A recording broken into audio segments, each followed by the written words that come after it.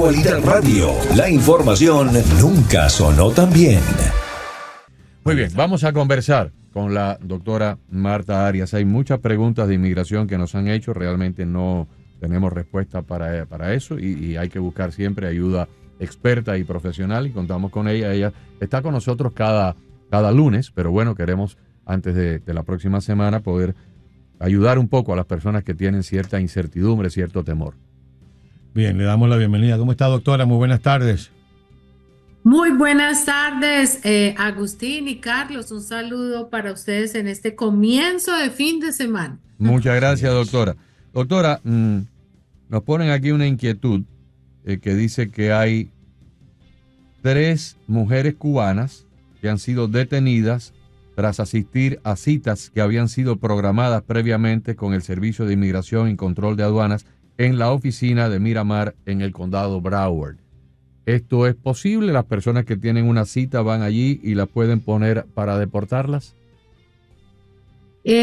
Bueno, a ver, sí, es posible. Lo que pasa es que Miramar es la oficina de ICE donde se reportan no solamente las personas que entraron por la frontera y tienen pendiente un proceso en la Corte de Inmigración, pero también las personas que ya tienen una orden final de deportación y tienen lo que se llama una orden de supervisión, que es como un permiso para estar en el país,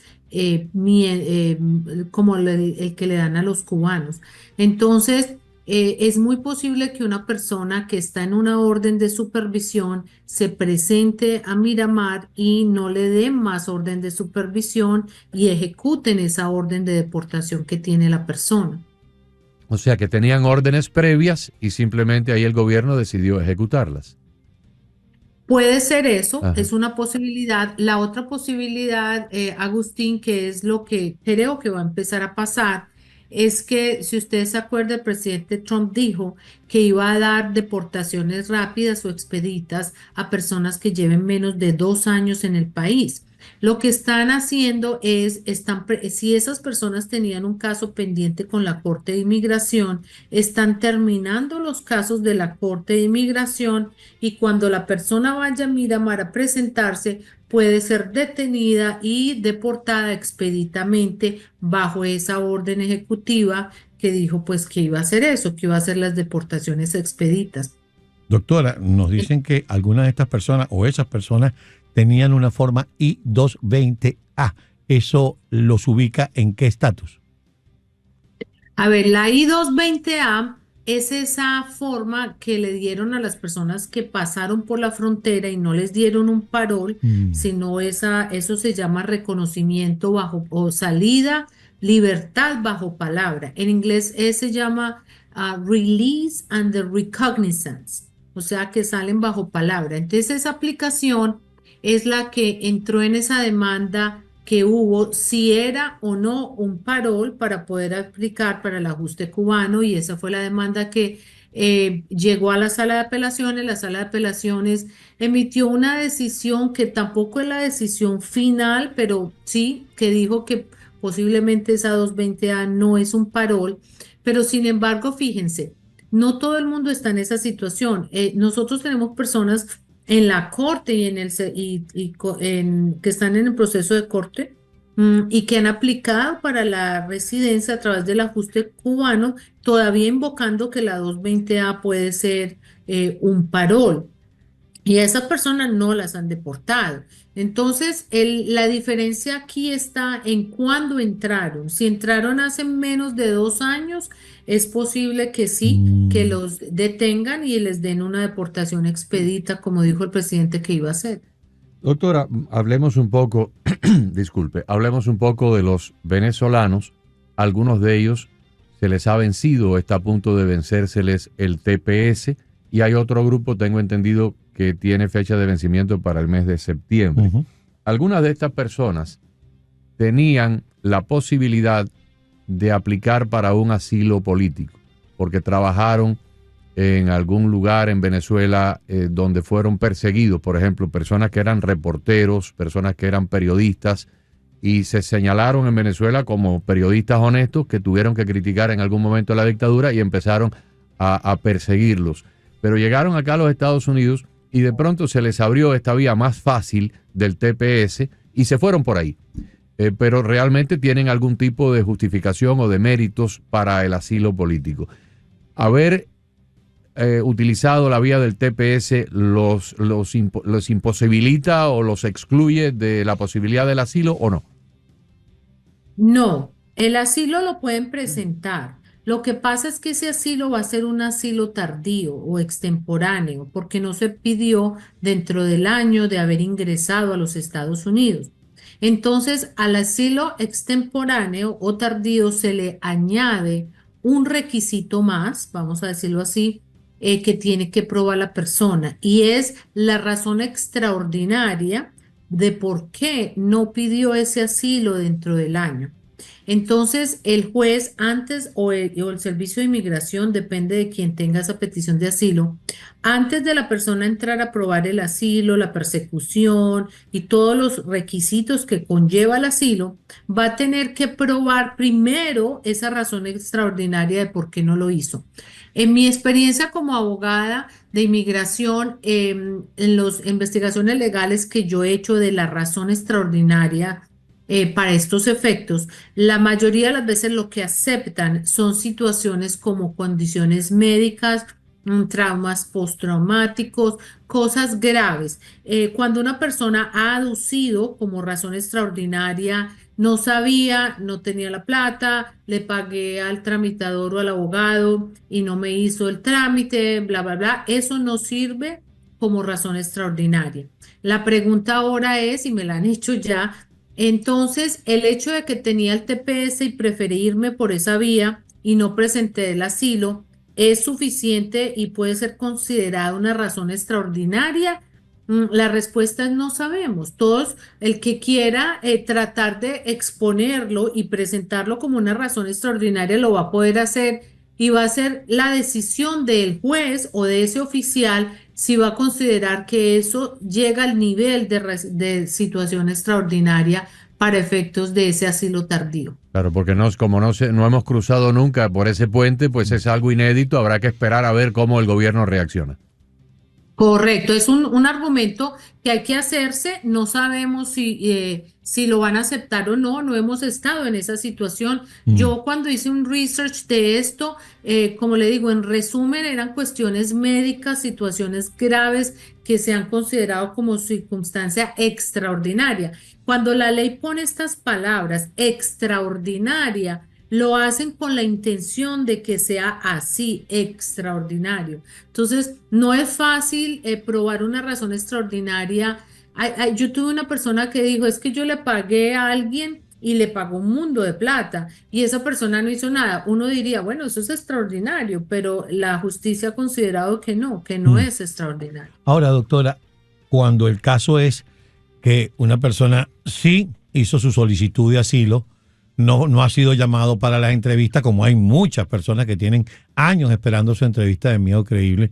Les dieron un permiso de trabajo, les dieron un número de seguro social, están a la espera de su entrevista y apareció el TPS. Se acogieron al TPS. Al expirar el TPS, ¿siguen colgados de la posibilidad del asilo que pidieron previo al TPS? Correcto, sí. Van a seguir con el asilo. Los que pidieron el asilo y está pendiente al terminar el TPS pueden seguir protegidos con esa petición de asilo. Doctora, ayer o antes de ayer circularon por acá, por el sur de Florida, y me imagino que en otros lugares de los Estados Unidos también, unas noticias por redes sociales. Usted sabe que hay veces que por redes sociales alguien lanza lo que los cubanos llaman una bola. Yo no sé en Colombia o en Venezuela cómo le llaman a eso, ¿no? Yo digo algo así, aquello empieza, dice bola porque empieza a rodar y la gente le va poniendo más tamaño a la bola y al final del día pues todo el mundo se lo cree y resulta que no es nada real. Empezó a circular una de estas cosas de que los cubanos que habían viajado a Cuba después de haber recibido el asilo político iban a ser deportados.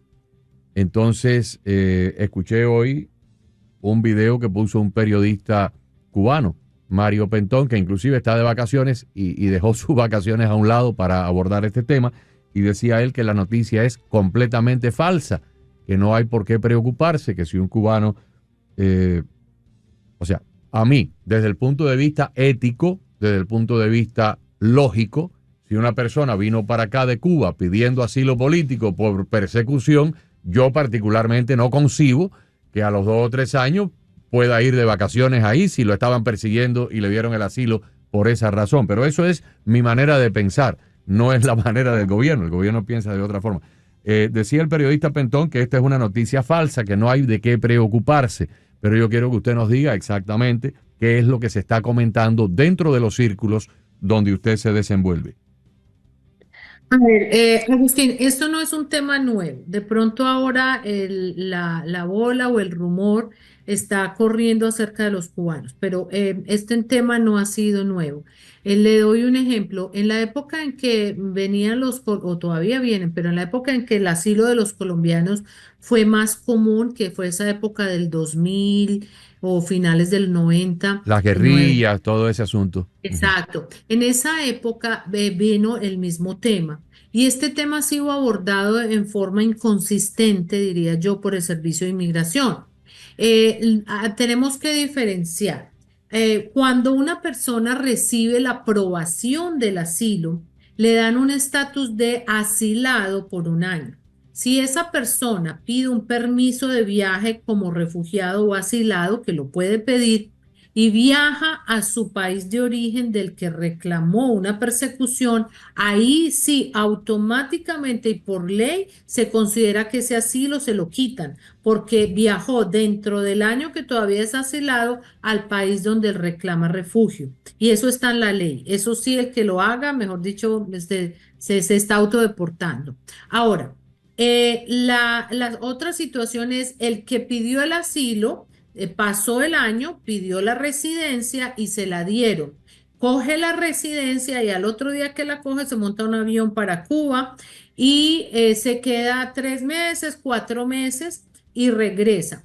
Esa persona puede ser cuestionada por inmigración al regresar y le pueden hacer una investigación. Ha pasado, no sé si ha pasado con los cubanos, con los colombianos pasaba. Los detenían en el aeropuerto y le preguntaban, ¿usted por qué se fue para Colombia tanto tiempo si usted tenía un asilo? Bueno, la mayoría no pasaba de ahí. Cuando yo tuve casos de personas que tuvieron la residencia a través del asilo y cuando fueron a aplicar a la ciudadanía, el oficial les hizo una entrevista y muchas veces tuvimos 2 entrevistas donde volvía y le ratificaba y le decía, vuélvame y me dice que porque usted volvió. Y entonces, en el momento de la ciudadanía los volvían a coger, pero ahí es muy difícil porque ya inmigración va a tener que probarle a esa persona que cometió fraude para poder quitarle su residencia.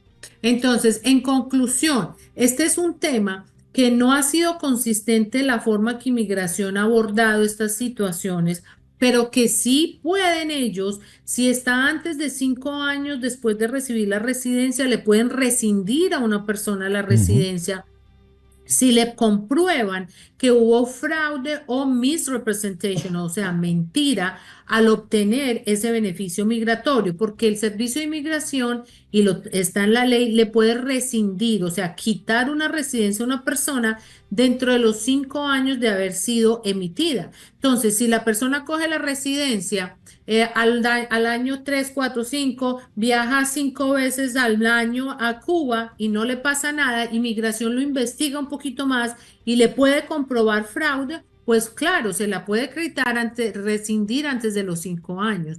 Lo que pasa es que usted imagínese cuántas personas existen, cuántas personas, qué es lo que tiene que hacer inmigración para poder rescindir una residencia, es que tiene que probar el fraude y no es tan fácil probar el fraude de muchos casos. Claro.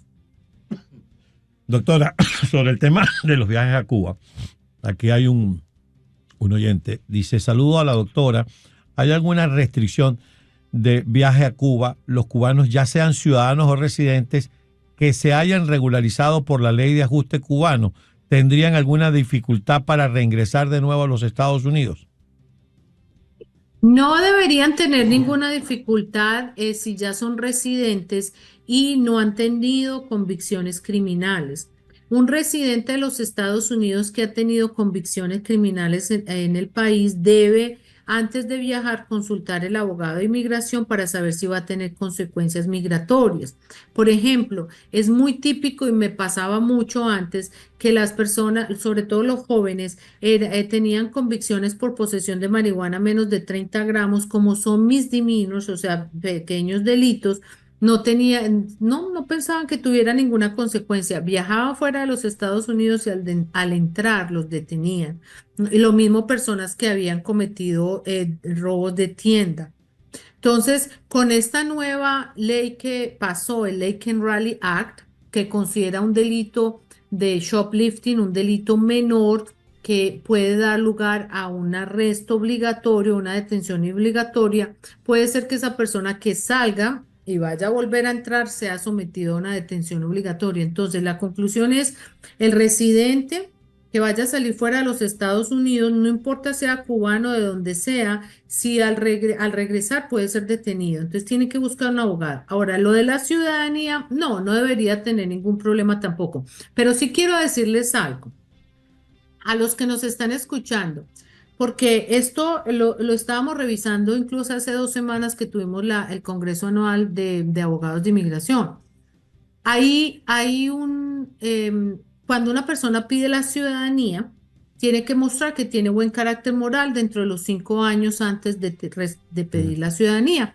Una de las cosas que mira el gobierno para determinar ese carácter moral, entre otras muchas, es si ha pagado taxes, si ha pagado su child support o el alimony y todo eso. Resulta que se está presentando y ya hemos visto casos, gracias a Dios no me ha pasado a mi oficina, pero los abogados ya han tenido estos casos, que la poligamia, aunque no es un delito criminal o penal como lo es la bigamia, la poligamia está siendo ya considerada en el momento de la ciudadanía para saber si la persona tiene buena conducta moral. Pero doctora, perdóneme la interrupción. ¿En América Latina hay algún sitio donde se practica la poligamia? Exactamente, esa es una excelente pregunta. En América Latina no hay, pero la poligamia sigue siendo un tema, sigue siendo un factor para no permitir, para no mostrar carácter moral. Entonces, ¿qué? Le cuento el caso cómo fue. El señor vive aquí con su esposa y resulta que va con frecuencia a Cuba, se queda 3 o 4 meses, aparentemente ya tiene una señora ya nueva, tiene una amiga y hasta tiene hijo con ella. Viene aquí a los Estados Unidos, sigue con su esposa, como ya tuvo el hijo con la señora en Cuba, le manda su platica mensual por Western Union, yo no sé cómo mandan los cubanos la plata a Cuba, le manda la plata a Cuba. Llega el momento en que aplica para la ciudadanía y cae en conocimiento de inmigración que el señor está casado en los Estados Unidos, pasando temporadas largas en Cuba y mandando plata a Cuba. Cuando miramos la definición de poligamia, es el convivir con 2 personas al mismo tiempo. O sea, no necesariamente tiene que tener 2 certificados de matrimonio, simplemente tiene la esposa de acá y tiene una amante en Cuba con la que pasa parte del tiempo y ya eso constituye poligamia. Puede serlo, sí señor. A esta persona le encontraron mal carácter moral y no le aprobaron la ciudadanía. Todos los días uno aprende algo nuevo. Se va a volver una bomba. Sí. Exacto. La poligamia, que era un delito, eso es viejo, porque yo llevo 21 años como abogado de inmigración y yo nunca en mi vida había escuchado que una persona le pudiera jamás había escuchado, haciendo estos programas con usted y con otras personas, nunca había escuchado de una situación así. Exacto, entonces es un tema que la gente tiene que tener cuidado, entonces ahí es donde yo voy, esas personas que viajan mucho a Cuba y es porque tienen su amiga ya o su querida, pues que tengan cuidado, porque si la esposa de acá se pone muy brava y manda toda la información a inmigración, va a tener problemas con su ciudadanía. Dice que la querida no, doctora, que la quiere todavía. Doctora, la esposa de este señor creo que se llama Cornelia. Sí. Doctora, en una conversación pasada estábamos revisando y ya se acerca la fecha de vencimiento del TPS para los venezolanos en abril y habíamos revisado el reto que algunas asociaciones de venezolanos llevaron a la Corte para tratar de parar esto. Muchos piensan que está muy mal sustentada porque se fueron con una serie de argumentaciones que tienen que ver con discriminación, racismo, etcétera, etcétera. ¿Qué información maneja usted? Porque entiendo que son 2 o 3 retos que hay en las cortes para tratar de parar esto. Sí, hay varios retos tratándolo de parar, pero lo mismo que dice usted, en este momento no hay ninguna decisión concreta que nos diga ya decidieron, no decidieron, esos casos están pendientes. Ujú. Pidieron una medida cautelar, tampoco la han aprobado, o sea, para que no se aplique, es decir, para que sigan renovando todavía no lo han aprobado. Entonces, esos casos de estas demandas siguen pendientes. Como dice usted, es que los argumentos eran muy pocos o muy escasos para ser válidos legalmente. Entonces, bueno, pienso yo que vamos a esperar hasta abril 6, que es realmente cuando se termina, a ver si de pronto la Corte de verdad le da una medida cautelar para que no se aplique, les puedan seguir renovando mientras la pelea legal continúa. Pero de lo contrario, los argumentos son muy pobres, digo yo. No hay desde una el punto de vista. jurisprudencia en la primera administración del presidente Trump, creo que con salvadoreños, creo que estaba. No, pero no me acuerdo, pero yo sé que cuando trataron de quitar el TPS de estos países centroamericanos, Ujú. el argumento fue distinto Ok. y no fue como acuérdese que este es el TPS de los venezolanos que entraron después, en el Ujú. 2023. Sí. Entonces, el argumento aquí no lo creo que sea tan fuerte. Hay una noticia que está circulando, la he visto hoy, la vi en muchos periódicos, en el New York Times, en Miami Herald y en otros, acerca de este travel ban, de una posibilidad de viajes. No se acuerda, no sé si usted acuerda, en la primera administración del presidente Trump hubo un travel ban para países de Medio Sí, Oriente. sí, sí, sí. Se considera. Ok, Ujú. resulta que la orden ejecutiva que dio el presidente Trump al principio del año dijo que iba a pedir que se investigara aquellos países que no tenían una investigación exhaustiva de seguridad y de los antecedentes penales de la persona. Eso, y daba 60 días para ese estudio. Los 60 días se cumplen la semana entrante. Entonces, desde hoy están diciendo que ya Miller, que es el asesor de inmigración del Ujú. presidente Trump, está redactando el travel ban que va a ser para las personas de Ecuador, Venezuela y Nicaragua, igualmente aparte de las del Medio Oriente, que cobijó en la época pasada. Las del Medio Oriente alcanzaron, pues los que nosotros sabemos, estos países del Medio Oriente que ellos consideraban era peligroso para los Estados Unidos. Esto sí está creando mucho Mm. caos y ahí sí todo el mundo está asustado, porque lo que quiere decir es que nadie que venga de esos países, Va a Cuba, ingresar. Venezuela y Nicaragua, va a ingresar, y no se sabe todavía si los que tienen visa pudieran ingresar. Acuérdense, eso es algo que se está Sí. redactando, no ha salido. Entonces, eso sí de pronto va a ser la noticia que nos va a interesar la semana entrante, Mm. si de pronto saliera este anunciado Sí. travel ban. Doctora, tenemos muy, muy poco tiempo, pero una pregunta de última hora que nos llega. Una persona que tiene doble nacionalidad, doble ciudadanía, ¿puede optar a la ciudadanía americana? Sí, todos nosotros hemos podido hacerlo, y yo he tenido clientes que han tenido hasta tres nacionalidades. Lo que pasa es que lo que Estados Unidos dicen es que la última, que va a ser esa de los Estados Unidos, es la que tiene validez dentro del territorio Ok. americano. Ya. Doctora, muchísimas gracias. Gracias. Entonces, quedamos usted y yo para el próximo lunes volvernos a encontrar por acá por Actualidad y continuar charlando. Sí, señor, así estaremos por aquí. Feliz Muchas fin de gracias. semana. Amigos, el Gracias, teléfono de la feliz doctora fin de siempre lo doy porque ella no me lo pide ni nada, pero si nos ha dedicado más de media hora, yo creo que lo justo es, si alguno de ustedes necesita consultarla privadamente como abogada de inmigración, es el 305-671-0018, 305-671-0018. Feliz fin de semana.